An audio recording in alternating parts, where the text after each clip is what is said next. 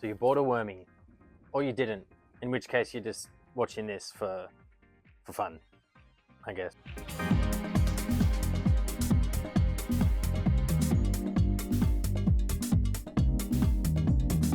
Let's unbox Wormie. So, this is Wormie. If we want to see what the individual parts are, let's take him out. So, Wormie is made up of three main parts.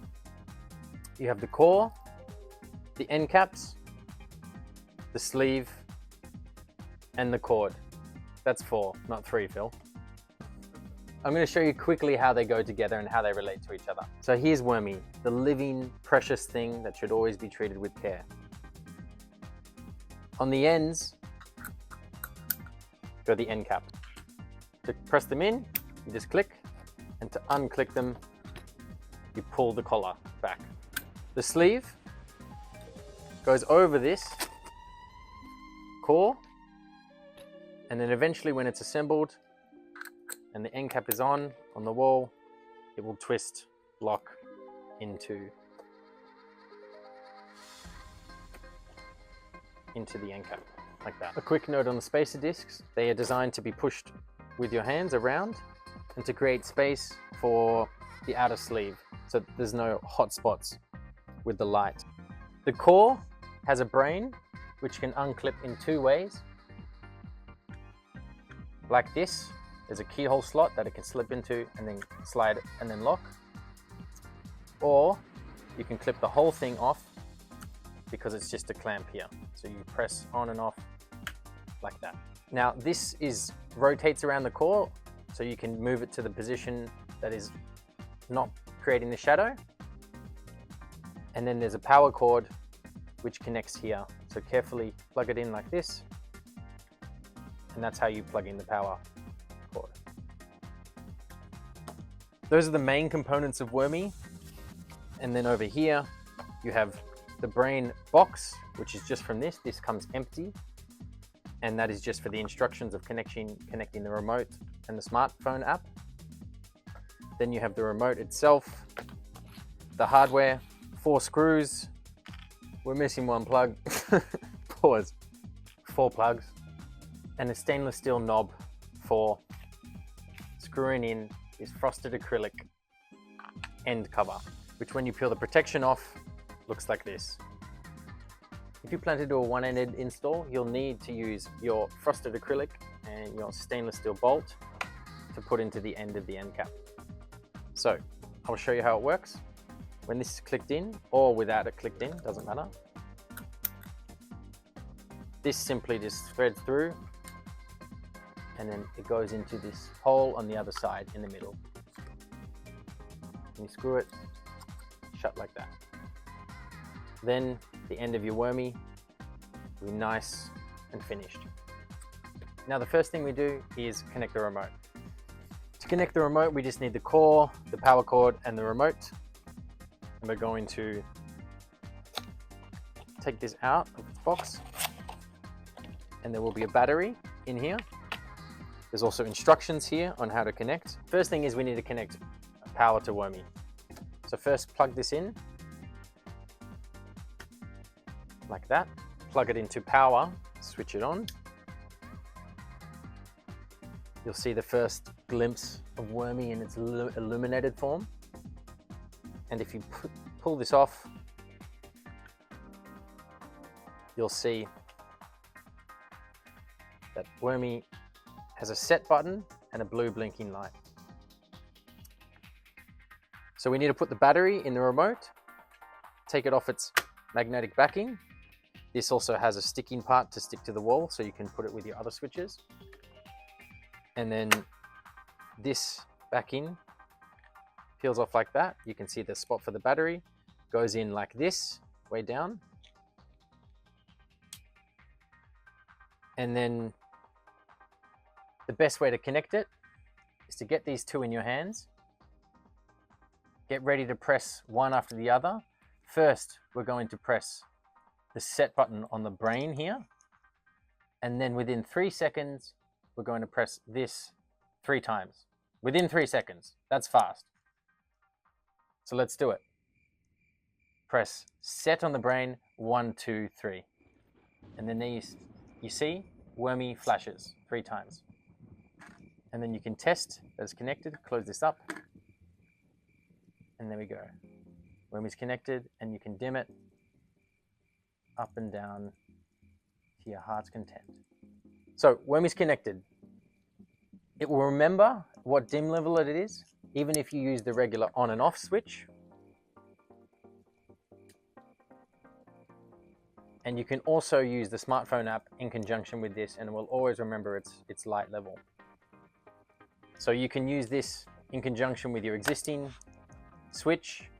Have your existing switch up here, you can flick it on and off, and then you can just use this to control the dimming if you like, or leave the existing switch where it is and just have it on permanently, and then use this to turn it on and off. This can go on anything metal, your fridge, your steel table legs, or your friend who's made of metal.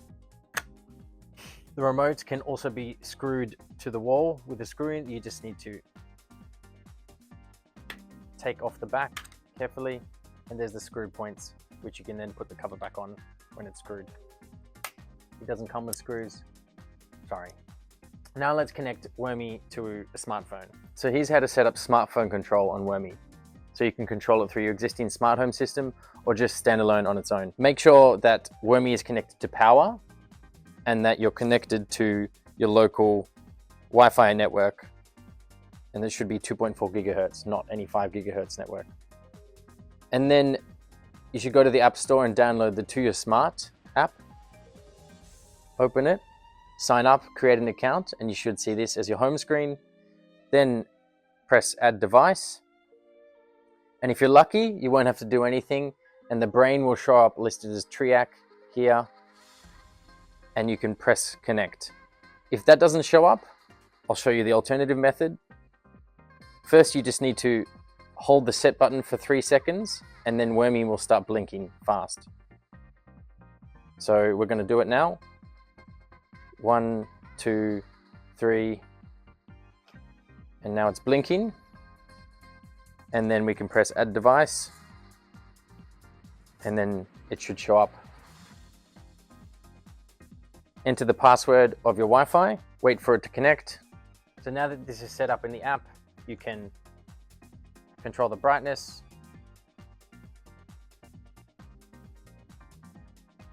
from here. And remarkably, you can also use the remote, and it registers it in the smartphone app as well. Turn it off, turns off in the app, and you can also turn it on again and turn it off with the remote. Once this is set up in the To Your Smart app, it should be identifiable on all of the smart home apps like Google Home and Alexa, etc. So that's how we can control Wormie from anywhere.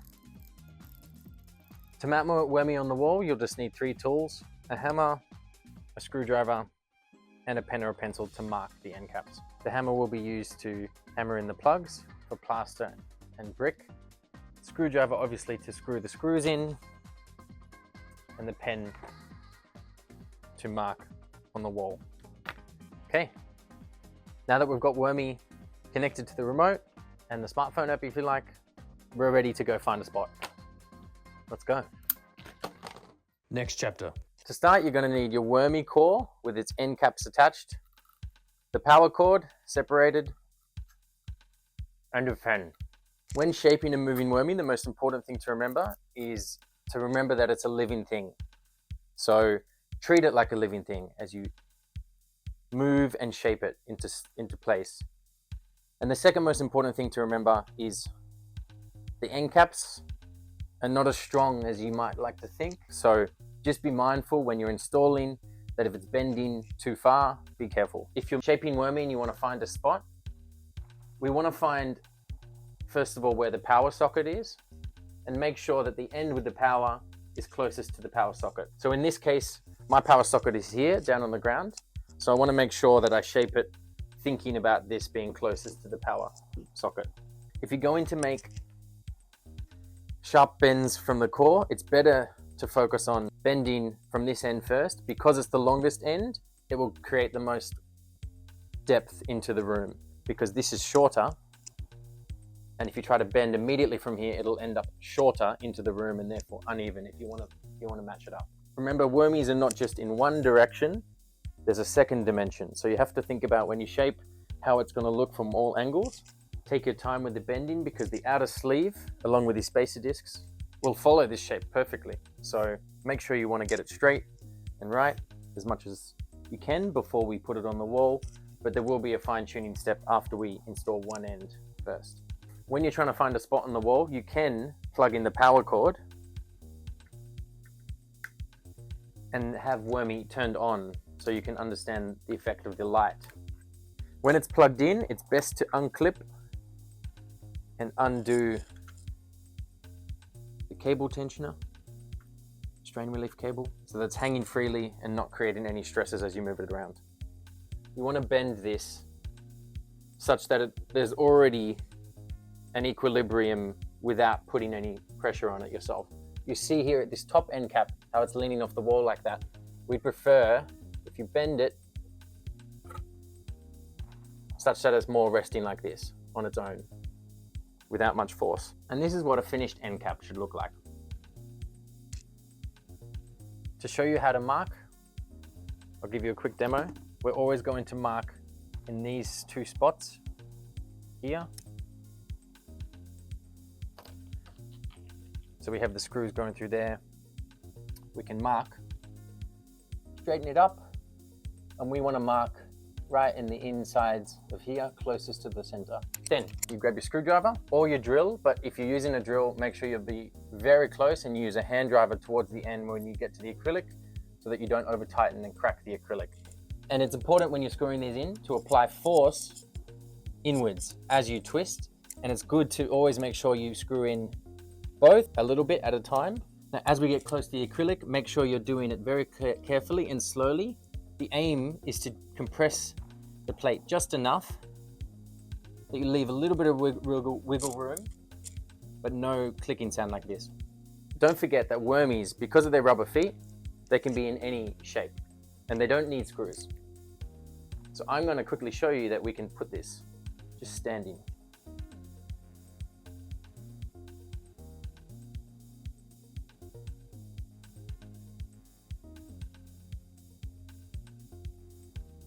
So, with a bit of amateur shaping and some moving around the wall, Wormie can kind of function as just a freestanding floor lamp. I would recommend just screwing one little screw in here though, just so it's stuck. Or some double-sided tape if you want to rip the paint off your walls. Next chapter. I want to create an L shape on this wall.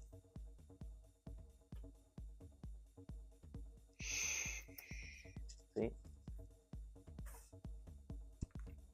So I'm going to make sure that this is bent safely at a good roughly 90 degrees, and then continue the bends here. I want to make a quick small bend, and again upwards, so I have to twist every now and then. You can put it on the wall and see how it's looking.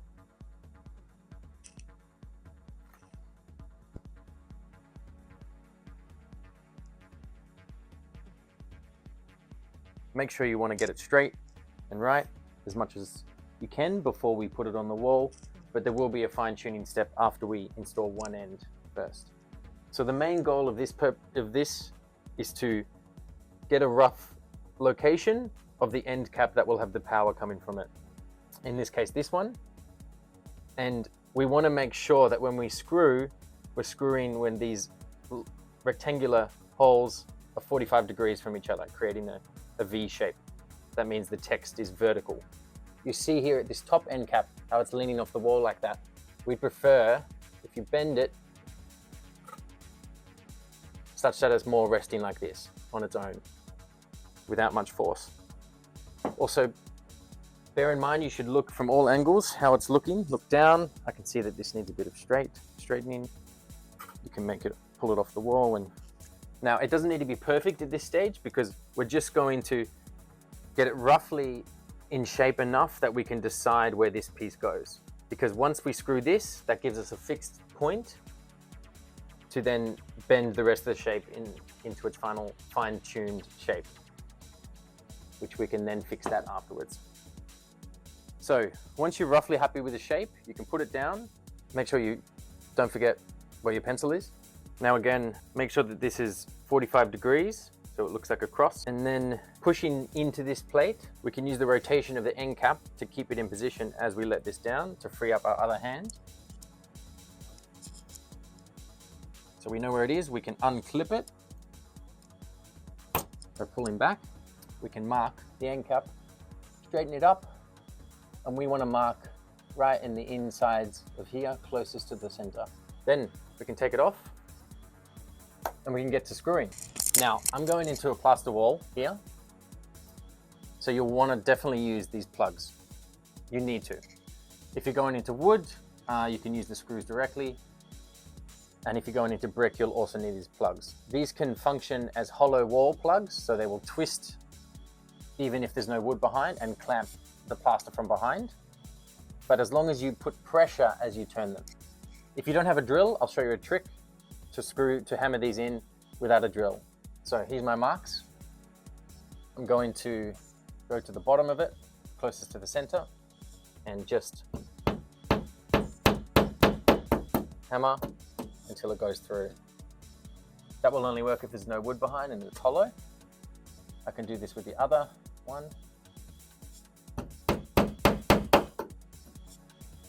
Pull it out, and these can go straight into the hole. You can see. There we go. And make sure it's hammered till it's pretty much flush. Then you grab your screwdriver or your drill, but if you're using a drill, make sure you'll be very close and use a hand driver towards the end when you get to the acrylic so that you don't over tighten and crack the acrylic, like I actually did myself as a test. So line your end plate up here.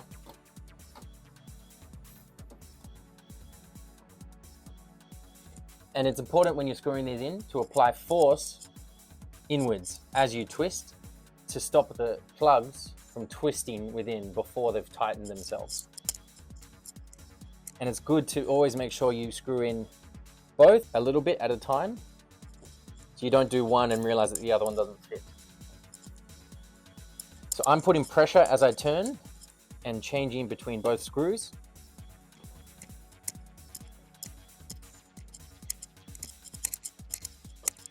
Now, as we get close to the acrylic, make sure you're doing it very carefully and slowly. The aim is to compress the plate just enough that you leave a little bit of wiggle room, but no clicking sound like this. A little bit. The reason why we use these two screws here and none of these, if you're only using two screws, is because this will resist the gravity force of pulling downwards.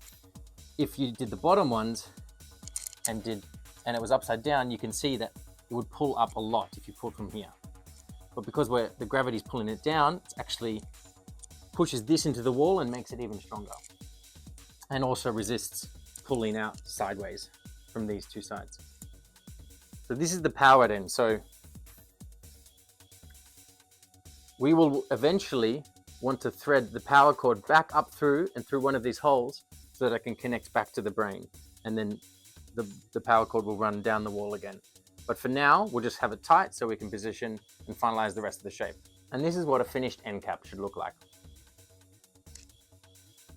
Now that we have our first end cap fixed in position and our shape more or less roughly determined, we can begin to figure out the final shape and position of the other end cap. Make sure you have your pencil handy. And we're going to clip this in.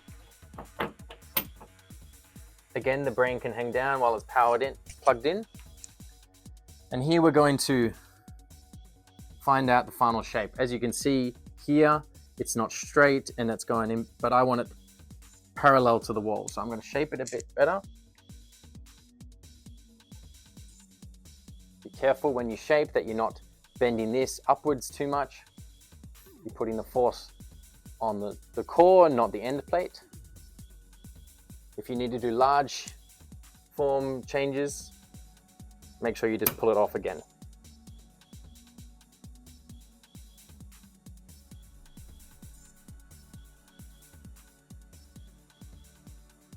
Again, you want to make sure that this is roughly sitting flat on the wall already when it's bent, so you don't have to force it into shape with the screws and then put unnecessary stress on the end cap. So I'm quite happy with this in both directions. Final tweaks I can do after I've screwed this in, but I'm going to mark this now. Again, the inner of these channels, 45 degrees, label text vertical, and then I can take it all off. I've got my marks there, so I can safely put this down as I do the next screw.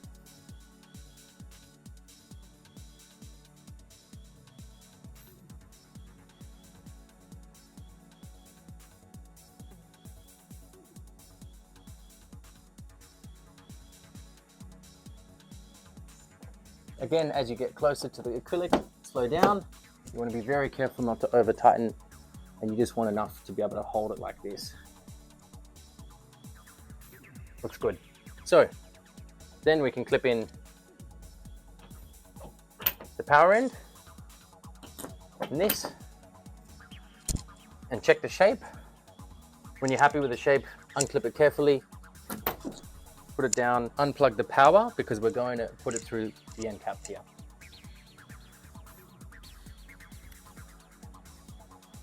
So again, putting the power through the end cap, threading it up through here, out one of the holes, so it can plug into the Wormie.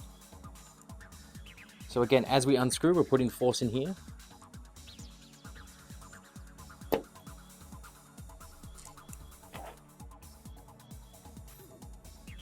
Thread this through from the bottom.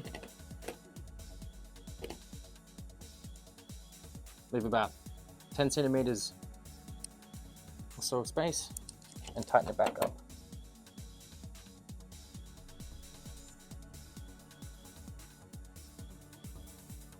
Now we can clip this back on.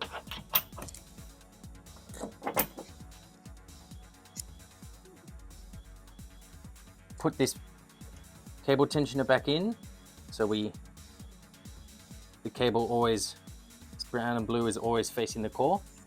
So we clip it like this. This can be pulled quite tight. And clip, and it can go again back onto its holder here, sliding to click. And then when connecting the power back in, you want to make sure this is not bending it too much either way. If you want, this slack can be pulled back through, tighten it, loosen it a bit, and you should be able to lift up and pull it. Again, don't pull too much, leave enough room. So now you want to also focus where the LED is and move the brain, slide it around to not create a shadow. So making sure there's enough length in the cord so that this doesn't twist. Turn it around to the other side of the LED, and with the excess cord, you can pull it down. Lift this up to pull it down a bit. And then it's nicely not shadowing, they won't create a shadow, and this will be hidden. So we can tighten it back up. Okay. Once your power's connected, the cord is running through the end plate, and you're happy with your shape, it's time to spread out the spacer discs and then put it on the sleeve. So the spacer discs can just be pulled with your hands upwards, and the idea is that they go towards where the bends are. So they create an even curve and not a sharp point when there's only one spacer disc around a bend. So up here, we have a 90-degree bend. We'll want to put at least 3. Be careful as you do this that you're not putting force on the end caps. On straight paths, you can just do 1 or 2. It's not so important. So once your spacer discs are good, we can get our sleeve. Now with our sleeve, all we need to do is just unclip one end, the non-power end, and just slide it over. So carefully just unclip. Be careful what's happening down there. Create enough room for you to hook it over. and click it back on. Then you can already twist this end in, twist into the end cap, and channel this downwards, making sure you pull it so that the length is evenly stretched out as you go around.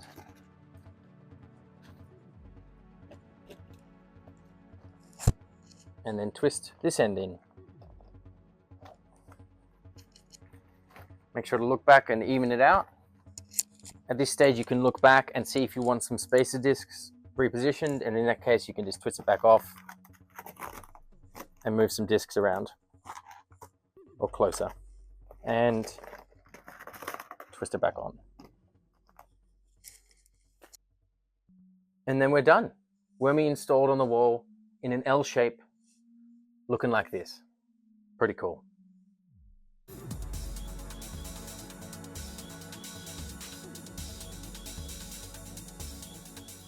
Next Let's say chapter. you get inspired and you want to change it to a one-ended Wormie into a beautiful curvy shape like this. But you want to hang it from here, and that's not where the power is. So all we have to do is just swap it over from here to there in the same way that we did it firstly. So first of all, figure out your shape. You can test it here, carefully mounting it, making sure there's not too much stress on the acrylic. And it's better in these one-ended situations if it's not coming from the ceiling and it's coming from the wall like this, to make sure there's a support here so that it's relieving some of the load on the acrylic.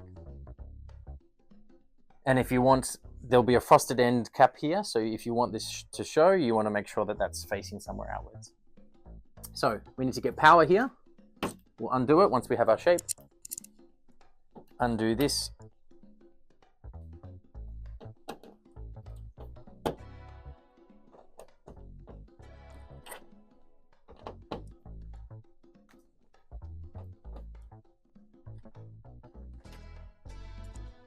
So we'll put this end cap down. We'll use it in a second. Then we want to thread this up again through here and put it through a hole which we think is going to be closest to the power socket. So in this case, this hole. You just want to screw it enough so that you can thread this through.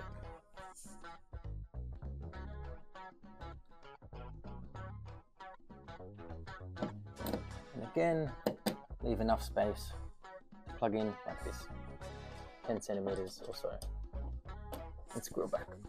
Then you can get ready to clip this on.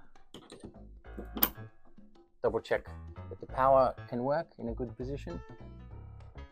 In this case, I haven't left enough space, so I'm gonna try to thread some more through by lifting this up so the acrylic leaves some space. And then now I can plug it in, make sure this is oriented the correct way. And again, my brain is on the underside of the LED, so it doesn't create a shadow. Now we can space out our spacer discs. Because this is a continuous curve, we can just space them out evenly. It's best to do the spacer discs when it's not clipped in, to unclip. Spacer discs are spaced out. Test the power, making sure this is the correct way up. And then we can put the sleeve on. Threading from the bottom.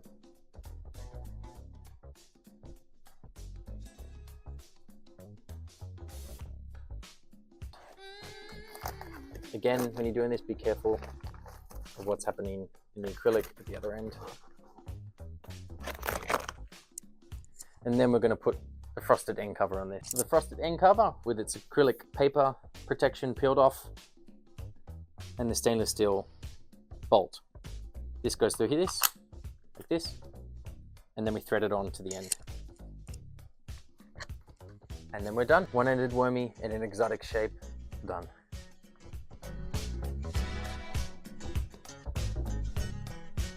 Why can't I talk to her?